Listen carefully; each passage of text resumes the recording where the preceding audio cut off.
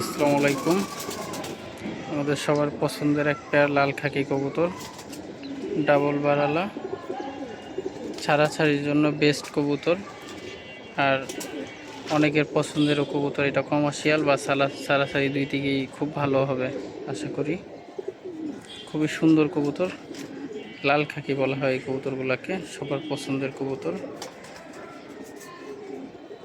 কারো যদি ভালো লাগে স্ক্রিনে দেওয়া নাম্বার আছে, এটা যোগাযোগ করবেন।